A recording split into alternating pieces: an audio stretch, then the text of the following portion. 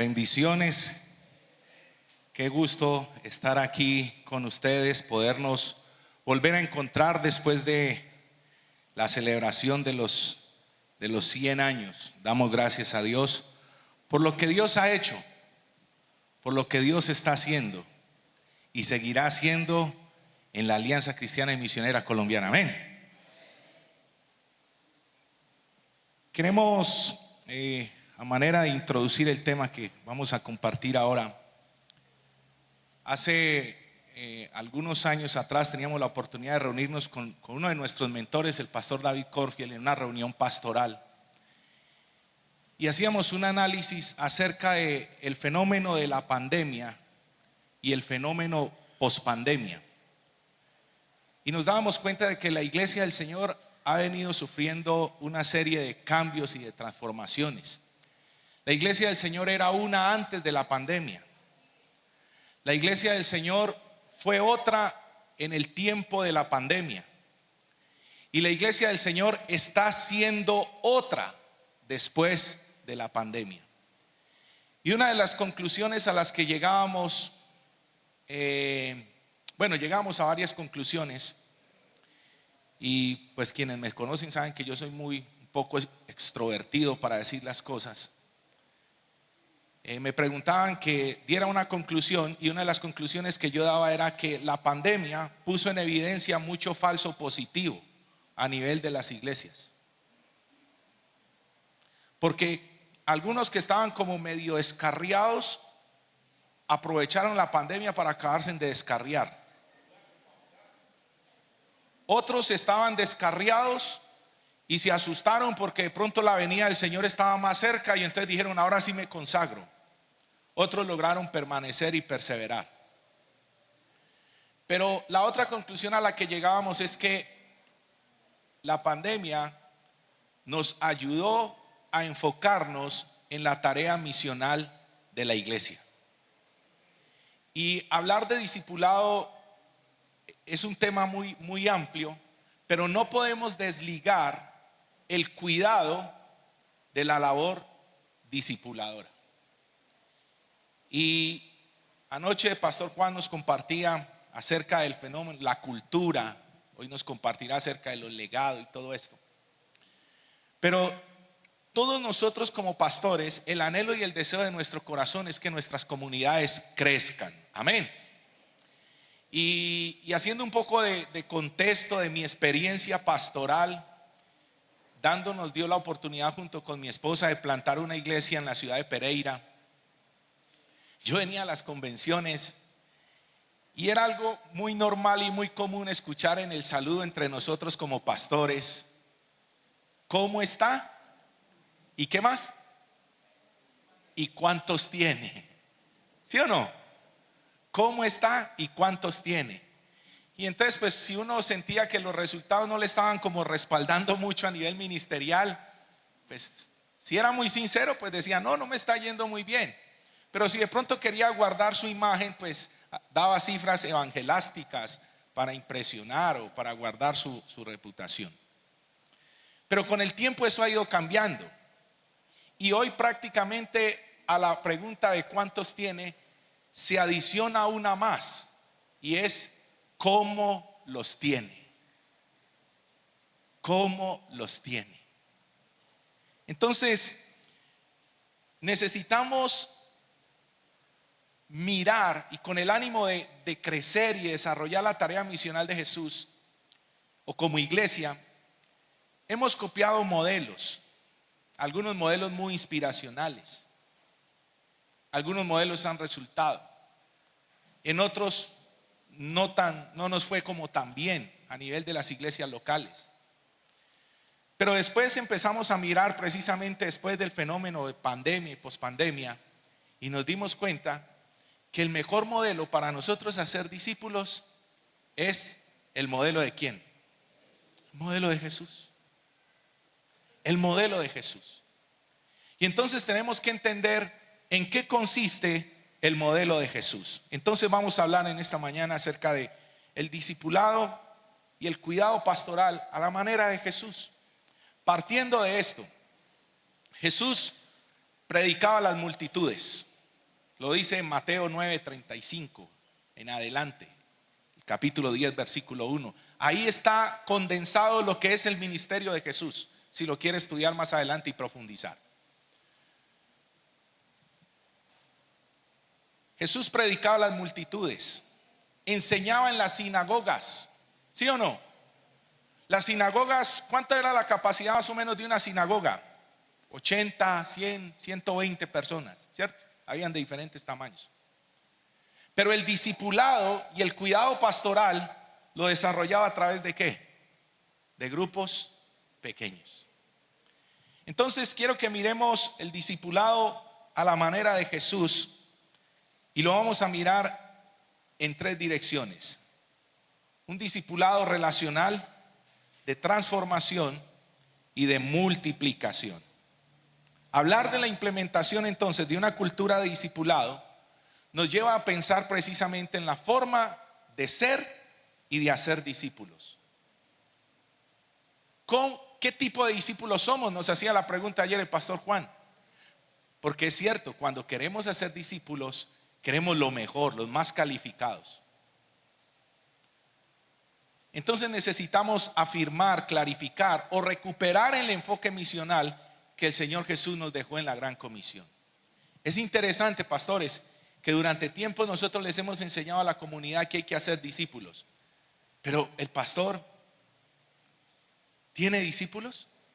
Es más, el pastor es discípulo ¿de quién? Y a veces espiritualizamos el concepto porque decimos, yo soy un discípulo de Jesús. Sí, es cierto, pero ¿quién es mi referente aquí en la tierra?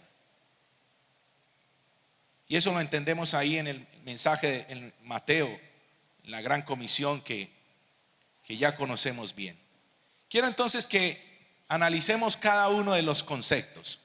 ¿Por qué hablamos de que el discipulado es un proceso continuo? Discipulado no es una tarea concluida, es un proceso continuo de crecimiento en la fe, en el conocimiento de Dios, en la práctica de la vida cristiana, en la formación, el empoderamiento y la multiplicación de nuevos discípulos. Permítame, yo ilustro una experiencia que viví en la primera iglesia que el Señor me permitió pastorear aquí en la ciudad de Armenia. Entonces, había una hermana que no participaba de la cena del Señor. Y cada vez que ministrábamos la cena del Señor, ella no participaba. Y cuanto curso hacíamos en la iglesia, ella participaba, tenía sus certificados y todo esto. Y un día mi esposa me dice, a mí me preocupa que la hermana fulanita de tal no participa de la cena del Señor. Y entonces yo dije, vamos a visitar a la hermana y vamos a preguntar qué pasó. Entonces llegamos a la casa y yo veía en la casa los títulos de su formación, los cursos de la iglesia y todo. Y entonces en medio del diálogo yo le dije, hermana, nosotros tenemos una inquietud. Y es porque hemos notado que en varias ocasiones que hemos ministrado la cena del Señor, usted no participa de la cena. Cuéntenos qué pasa, en qué le podemos ayudar. ¿Y sabe cuál fue la respuesta de ella? Ah, pastor, lo que pasa es que yo no he sido bautizada. Oh, hermana, cuénteme, ¿y cuántos años lleva usted en la iglesia del Señor? No le miento, 30 años, pastor. Y asistía a la iglesia. Eso nos da a entender que la persona asistía, pero no estaba teniendo convicción de su realidad, de su identidad en Jesús. No estaba siendo discipulada, no estaba siendo formada. Entonces hablamos de un proceso continuo, porque usted y yo, aunque usted y yo sepamos mucho, no somos un producto terminado. Cristo se sigue formando ¿en quién? En nosotros. Dígale al que está a su lado, el Señor se está formando en ti. Déjalo. Entonces no es una tarea que termina con el bautismo cristiano. Listo, usted ya fue discipulado. Listo, usted ya fue a encuentro, entonces ya quedó listo. No, es un proceso continuo. Y eso usted lo va a estar escuchando durante mucho tiempo en esto que Dios nos está moviendo y nos está impulsando como alianza en Colombia. ¿Por qué es relacional? porque busca generar relaciones profundas e intencionales de amistad. Y esto lo vamos a explicar, lo vamos a ejemplificar ahorita. ¿Por qué es de transformación? Porque se debe evidenciar la vida misma y el carácter de Jesús en cada uno de nosotros y en el nuevo creyente. ¿Por qué es de multiplicación? Porque debemos ser discípulos, hacedores de discípulos. Cada uno produce de acuerdo a ¿qué? A su esencia, de acuerdo a su ADN. Discípulos hacen discípulos. Entonces miremos algunos ejemplos bíblicos. ¿Por qué decimos entonces que es un proceso continuo? Juan 17 se conoce como la oración intercesora, pero también se conoce como la oración discipuladora. Su relación con los discípulos, la relación de Jesús con los discípulos, ¿cuánto tiempo duró? Dígame. 3 años. 3 años. Entonces, yo le hago esta pregunta y lo hablaba con uno de los pastores. Si Jesús no hubiera muerto a los 33 años y hubiera muerto por ahí a los 35 o a los 40, ¿los discípulos hubieran seguido siendo discípulos? ¿Qué creen ustedes? ¿Sí o no? ¿Sí? Su relación con los discípulos duró hasta que murió, hasta que resucitó y ascendió a los cielos. Y no basta con ellos, sino que les envía ¿qué? El Espíritu Santo, los empodera y los sigue ¿qué? Acompañando. Por eso hablamos de un proceso continuo. Y probablemente usted, pastor, diga: yo tengo discípulos que ya están en el ministerio, que ya están haciendo, pero sigue siendo un discípulo. Usted no puede romper ese vínculo con él, así esté en otra ciudad, así esté en otro país. Una llamadita, siempre habrá un reconocimiento y una honra para aquellos que han contribuido a nuestra formación y nuestro crecimiento como discípulos de Jesús. ¿Estamos de acuerdo? ¿Por qué es relacional? El primer llamado que Jesús nos hace es a estar ¿con quién? Con Él. Y eso se llama, nos lo decían ayer, comunión. Porque en la comunión es donde yo aprendo a conocer a la otra persona. En la comunión que los discípulos empezaron a desarrollar con Jesús, empezaron a conocer a Jesús, empezaron a conocer el plan redentor de Jesús, el proyecto de Jesús, la misión de Jesús, se identificaron con Jesús. Entonces nosotros tenemos que un buen discípulo aprende a pasar tiempo ¿con quién? Con Jesús. Y en Juan 15 Él dice a sus discípulos: ya no os llamaré ¿qué? Sino que. Y cuando damos las charlas de introducción a la vida pastoreada, pastores, ustedes me han escuchado en los diferentes lugares donde hemos estado. Somos pastores, somos consiervos, ¿sí? Somos colegas, pero somos amigos. ¿Somos amigos? Juan, ¿usted y yo somos amigos? Somos amigos. ¿Cuánto llevamos caminando juntos? 8 o 9 años. Y todo parte a partir de ¿qué? De una amistad, de una intención, de un relacionamiento. Pero nos cuesta ser amigos, porque hay una investidura que pesa. Y el mejor modelo, por eso miramos el modelo de Jesús. Miren, mis hermanos, en Lucas hay un momento, el momento angustiante que está viviendo y está experimentando Jesús ahí en el huerto. Él viene y le dice a sus discípulos: estoy llevado. ¿No? Bueno, más bíblico. Le dijo: mi alma. Dice que él empezó a entristecerse y a angustiarse. ¿Sí o no? Pero Lucas dice que él después llama a Pedro y a los hijos de Zebedeo y a ellos les dice: mi alma está muy triste. ¿Hasta dónde? Hasta la muerte. Cuando usted está viviendo momentos de angustia, de desesperación, de tristeza y de dolor, ¿a quién le expresa su sentimiento? No, yo vengo directamente a Dios. Sí, es que Jesús iba a encontrarse con el Padre. Pero ¿a quién le expresó sus sentimientos? A sus amigos. A sus amigos. Pero nosotros tememos expresar nuestros sentimientos porque no queremos ser vulnerables y pensamos equivocadamente que expresar nuestros sentimientos es un sinónimo de debilidad o de fragilidad. No, es un sinónimo de humanidad, que usted es humano. ¿Vamos bien? Ya no siervos, sino amigos. Y algo que debemos propender en todo este proceso de cultura de discipulado, en lo que estamos entrando como iglesia, enfocando, recuperando el enfoque misional de Jesús, es que tenemos que aprender a ser amigos. ¿Por qué hablamos de transformación? Miremos el caso de Pedro.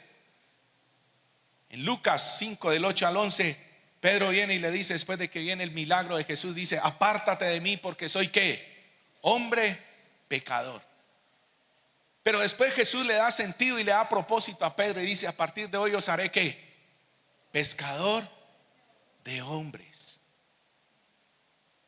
Nuestros discípulos, nosotros tenemos que aprender a direccionar la vida de nuestros discípulos. ¿Hacia quién? Hacia Jesús. No hacia nosotros mismos. Nosotros seremos referentes para ellos. Pero hay muchos discípulos que se centraron solo en la vida del discipulador. El discipulador en algún momento se convirtió como el cuello de botella o el embudo. Y la gente tiene que ser conducida ¿a quién? A Jesús. Nosotros solamente somos canales, instrumentos en las manos de Dios. Entonces viene el momento de la negación de Pedro. Por eso hablamos de transformación.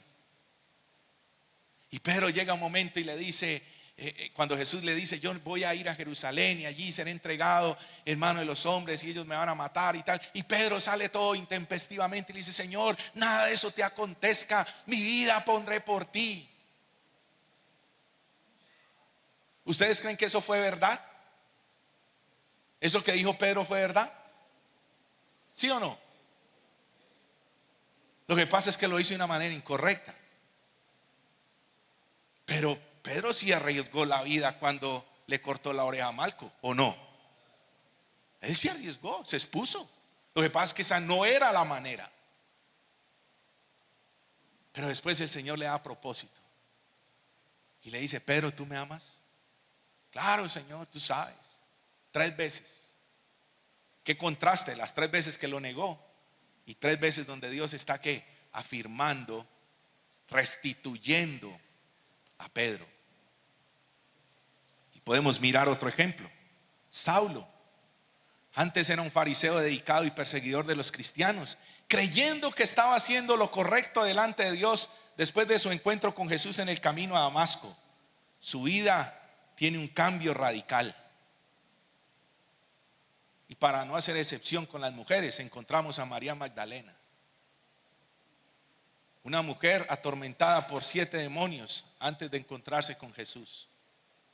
Pero después Jesús la liberó de los demonios y María Magdalena se convirtió en una de sus seguidoras más dedicadas. Estuvo presente en la crucifixión y fue la primera persona a la que Jesús se apareció después de su resurrección, convirtiéndose en la primera en anunciar el mensaje de la resurrección de Jesús.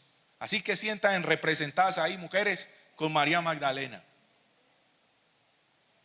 ¿Sí? Fueron ellas las primeras que empezaron a hablar de la resurrección de Jesús. Y después viene la multiplicación. Jesús envió a los 70 discípulos de 2 en 2 a diferentes ciudades para predicar el reino de Dios. Este envío muestra un modelo de multiplicación donde un grupo más amplio de discípulos es capacitado y enviado para llevar a cabo la misión. Nosotros debemos recuperar nuestro enfoque. Pablo en 2 de Timoteo 2:2 instruye a Timoteo, su discípulo, a enseñar lo que ha aprendido a hombres fieles que también puedan enseñar a otros. Y aquí vemos 4 generaciones de multiplicación. Pablo, Timoteo, los hombres fieles. ¿Y quiénes? Y los otros. La gran comisión lleva implícita la multiplicación de discípulos por todo el mundo. ¿Qué tal si por un momento usted gira las dos sillas de adelante y se hace con el que está ahí de atrás para que reflexione sobre estas tres preguntas? ¿Sí? Ahí en un grupito pequeño. Hay que hacer práctica la tarea, ¿o no? El mensaje que estamos anunciando.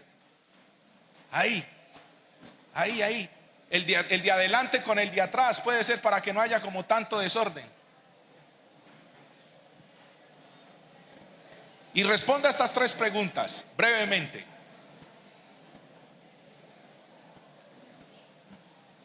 ¿Qué está hablando el Señor a su corazón en este momento en relación al tema? ¿Qué está hablando el Señor a su corazón en relación a este tema? ¿Qué piensa hacer en cuanto a lo que escuchó de Dios y con quién lo puede compartir?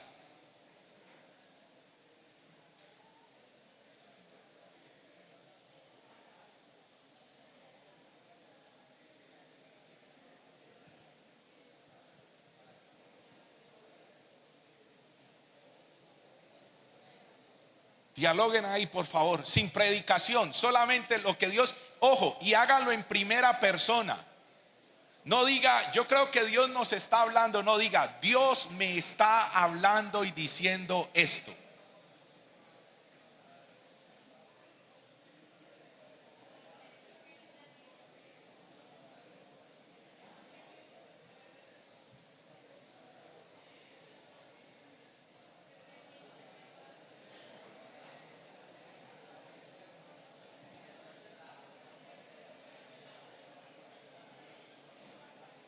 Voy a leerles nuevamente. ¿Qué está hablando el Señor a su corazón en relación a este tema? ¿Qué piensa hacer en cuanto a Dios, a lo que Dios le está hablando y con quién puede compartirlo? Muy bien, vamos a ir concluyendo ahí. Después vamos a tener más tiempo para seguir compartiendo. Por favor, hacemos silencio y quiero escuchar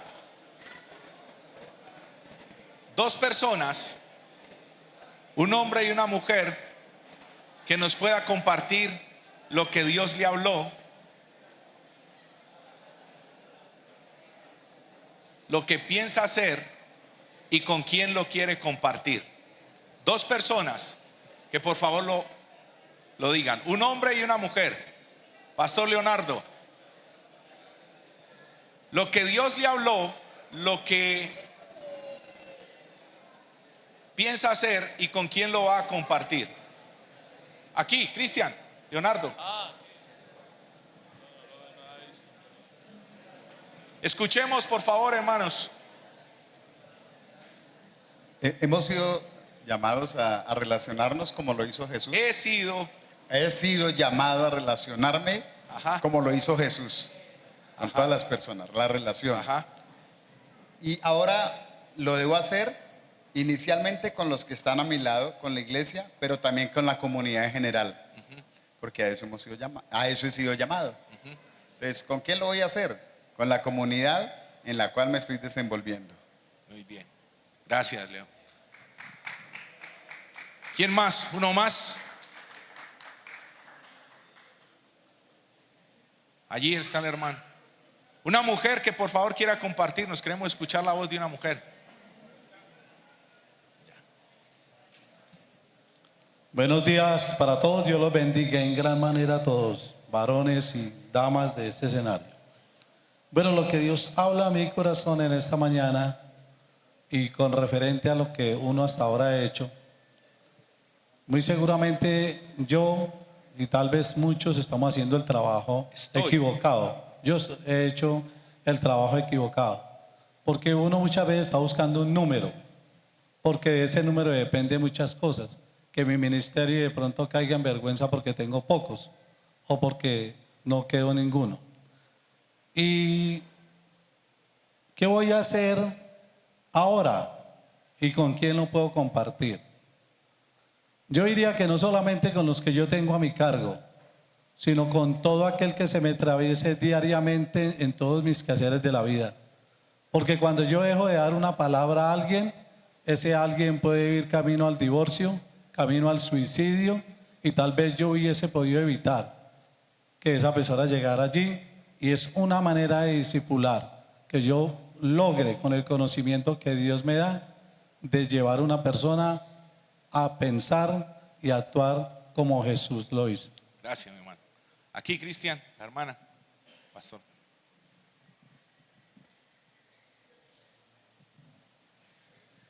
Buenos días. Bueno, ¿yo qué puedo compartir? Lo que el Señor ha hablado en mi corazón esta mañana es como reubicarme, porque siento que a veces uno está en el lugar, bueno, no en el lugar equivocado, sino haciendo las cosas equivocadas, también por enseñanzas equivocadas. De pronto en la parte del discipulado siempre recibí como que tú estás en un punto acompañando a la persona, pero luego la dejas suelta, porque ya supuestamente pues está anclada y plantada. Entonces realmente no es así, inclusive lo vivo yo misma, lo he vivido yo misma, pero el Señor siempre ha estado ahí, ¿no?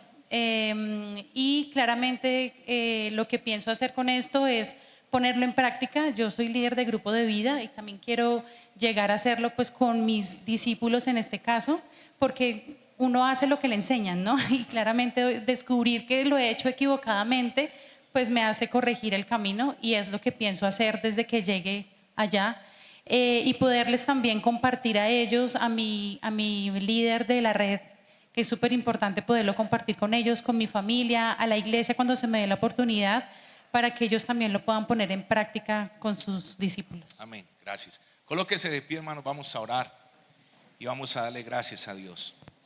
Quiero terminar con esto. Para llevar a cabo un discipulado a la manera de Jesús, debemos vivir y experimentar el gran mandamiento. Desarrollar una pasión por Jesús y una compasión por los que no le conocen. Amén.